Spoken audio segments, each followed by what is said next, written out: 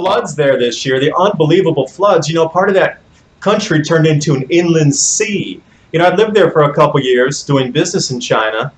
That whole area coming off the Yangtze River Delta from Shanghai going inland there, that became an inland sea. Their crop losses, the water depth was the height of the corn.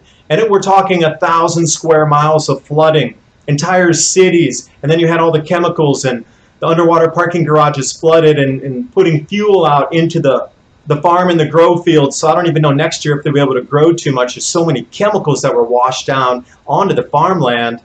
And yeah, that soundbite of saying, why are they exporting that corn? It was such poor quality. And then you need to ask yourself on the inverse, if the animal feed's so cheap right now and the eggs are so cheap because the animal feed's cheap, what's going to happen when everything starts rising in price? How's that going to affect everything down the chain? Everything from beef to chicken to pork, eggs. How's this going to affect when the price is 25% up, 50% up, double? And you need to ask yourself, when we go the other way up, how's that going to affect everything that we eat for protein? Well, we saw it. Beef prices, they doubled from the 2007 to 2008 cold weather event. The China point, though, the add to what you were saying, Dave, is that China puts these things out, and if the American politicians are liars, the Chinese are genius liars, and so they know how to move markets, and so they're trying to drive the price down. At the same time, there's been a persistent unknown buyer of corn and soybeans from the USDA. They report every day when they have these major export purchases. But the unknown buyer is China. And so, I'm talking millions of metric tons of soybeans and corn. They didn't just lose their grains in this thing. They lost pigs. That's their staple. So, they got to fatten these animals up really fast. China, and if you notice also too, I put a thing out on my site a couple days ago. I go out to that null site that shows the globe. If you notice the cold blob in northeastern, right over there right now, that's what I'm saying. This year in Asia, it's going to get incredibly cold because that polar vortex is centered straight over Asia this year. So look for the losses here, especially in Heilongjiang and that northern area, a little bit north of North Korea, where an enormous amount of crops are grown in China. Not only are they having a drought in that area, but when the cold comes, it's going to be something to behold, because every grand solar minimum, Chinese dynasties change because they can't feed their people, and it happens all clockwork. It really overlaps every single grand solar minimum. I can't stress the importance enough that when China starts really grabbing around the world for all this food to feed their people, there's going to be nothing left for anybody. And then when they can't feed their own people and there's going to be revolution, I believe that they would start regional conflict to draw attention away from this, like any government's going to do.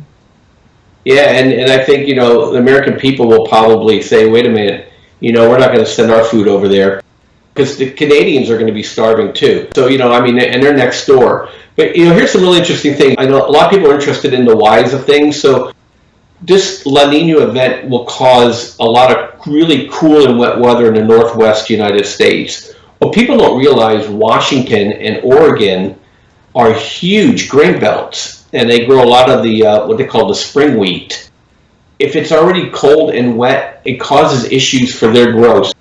So now we're watching Australia. We can also watch the Washington grain belts to see if they have issues. And we're already getting the cold weather come. You saw the bill this week. We also trade natural gas. People say, well, that's a commodity that will move with the solar minimum. And so we trade a stock that's called BOIL. It's triple leverage to natural gas prices. Well, it moved up 30% in 1 week. So we had a 10% move up in natural gas.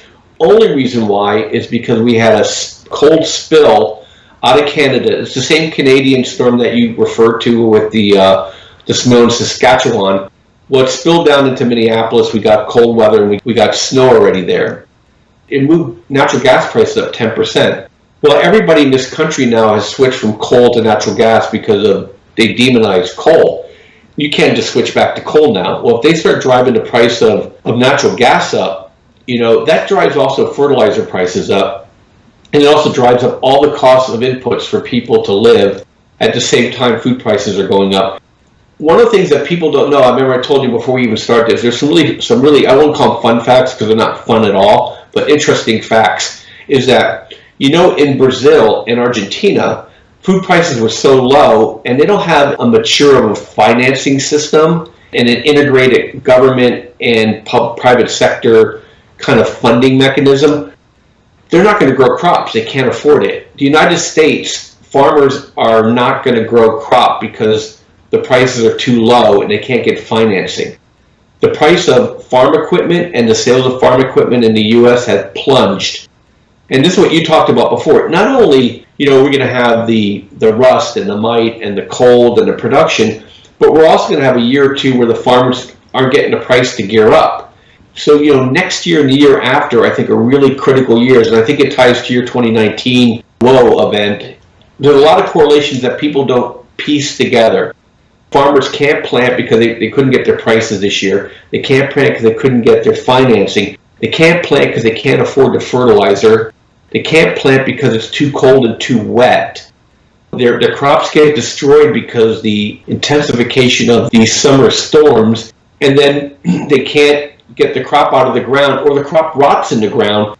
That's another thing people don't realize. That a lot of these farmers let the corn stand, or they let the wheat out in the field so it dries, so you don't have to pay for dryers. Exactly.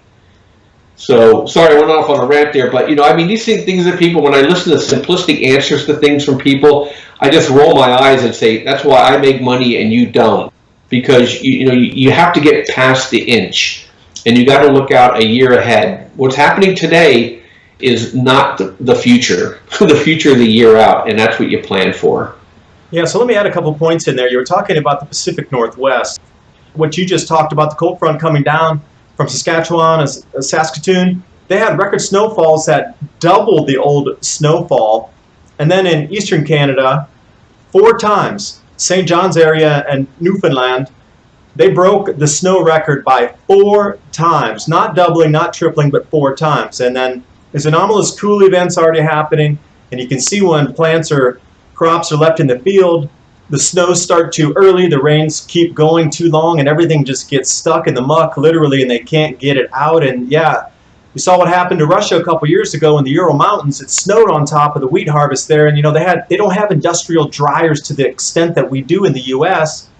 An enormous amount of their crop went to waste just sitting in the field because they couldn't literally dry it out after it got snowed on in late September. And we're going to start to see these earlier storms from now on as well. This is going to be a trend that you picked up on as well as I see in others. Earlier storms, earlier snowfalls, and the winter's going to extend later with a wetter, longer spring that's going to delay planting.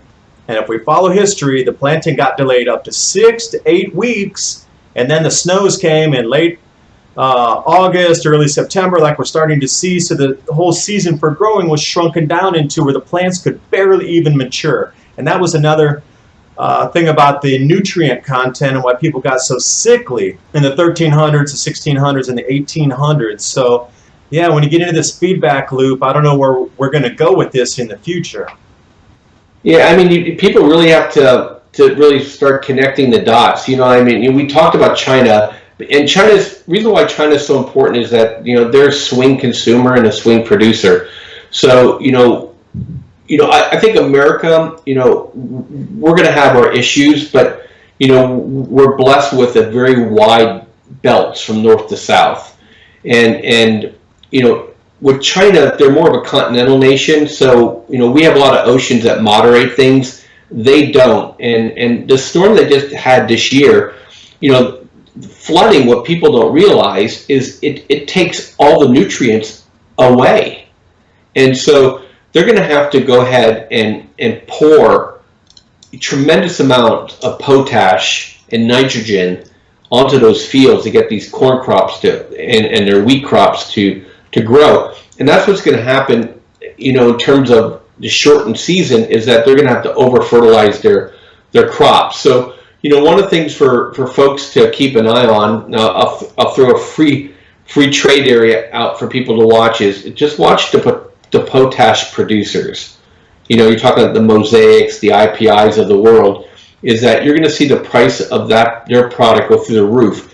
And, there's, I think it's in Belarus, is they're trying to form a cartel because they mine most of the potash in the world, there in Canada, some in the U.S., and I'm sure Russia and China have production areas, but they're trying to put a cartel together to control the price of potash.